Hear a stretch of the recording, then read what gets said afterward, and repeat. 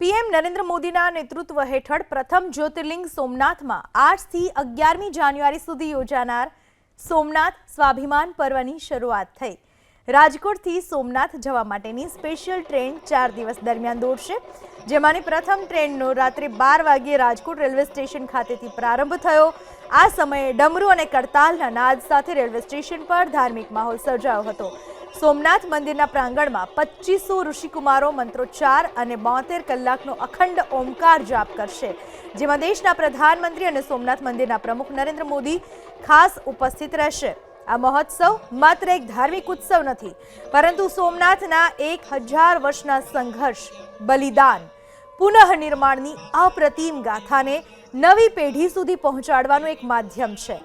પર્વમાં જોડાવા માટે રાજ્ય સરકાર દ્વારા 4 મહાનગરોથી વિશેષ ટ્રેનો દોડાવવામાં આવી છે, જેના ભાગરૂપે રાજકોટથી વિશેષ ટ્રેન સોમનાથ રેલવે સ્ટેશન ખાતે આવી પહોંચી હતી।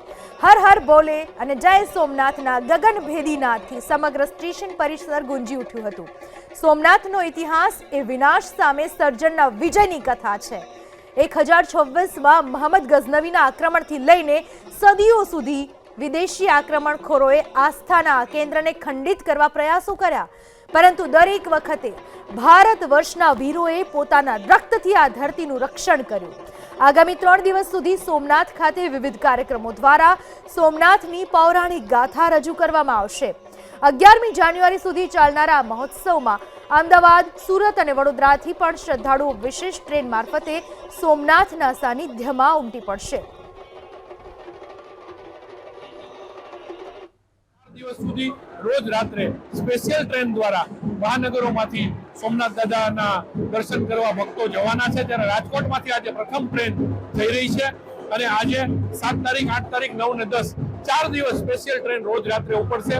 ત્યાં જઈને સોમનાથ દાદાને ત્યાં પંચાક્ષર મંત્ર, જે ઓમ નમઃ શિવાયનો મહામંત્ર છે, એનું પઠન કરવામાં આવશે અને લોકો પોતાની શ્રદ્ધા જે ભોળાનાથ પ્રત્યેની છે, સોમનાથ દાદા પ્રત્યેની છે, એ શ્રદ્ધાને ત્યાં વહાવશે અને ત્યાં આપણા યશસ્વી વડાપ્રધાન કે જે સોમનાથ ટ્રસ્ટના પ્રમુખ પણ છે અને આપણા વડાપ્રધાન પણ છે અને સોમનાથ દાદામાં અખૂટ શ્રદ્ધા ધરાવે છે આદરણીય નરેન્દ્રભાઈ મોદી સાહેબ પણ ત્યાં આવવાના છે, આખો દિવસ ત્યાં રોકાવાના છે અને પૂજન અર્ચન, શોભાયાત્રા, સભા વગેરે આયોજનો જ્યારે થઈ રહ્યા છે, ત્યારે સોમનાથ સ્વાભિમાન પર્વને ઉજવવા માટે લોકોમાં, કાર્યકર્તાઓમાં, ભક્તોમાં અનેરો થનગનાટ દેખાઈ રહ્યો છે। મોહમ્મદ ગઝનીએ સોમનાથ મંદિર ઉપર આક્રમણ કર્યું હતું, એને આજે 1000 વર્ષ પૂર્ણ થાય છે ત્યારે, અને 75 વર્ષ પહેલાં સોમનાથ મંદિરનો પુનઃપ્રાણ પ્રતિષ્ઠા થઈ હતું। આજે કર્ણાવતી મહાનગરમાંથી અનેકો નાગરિક સોમનાથ મંદિર દર્શન કરવા જઈ રહ્યા છે। એક અનેરો ઉત્સાહ છે, શિવ ભક્તિનો માહોલ છે। ટ્રેનની અંદર મંત્રોચ્ચાર કરતાં કરતાં, ભગવાન શિવનું સ્મરણ કરતાં કરતાં અનેક લોકો આવતીકાલે સવારે સોમનાથ પહોંચશે।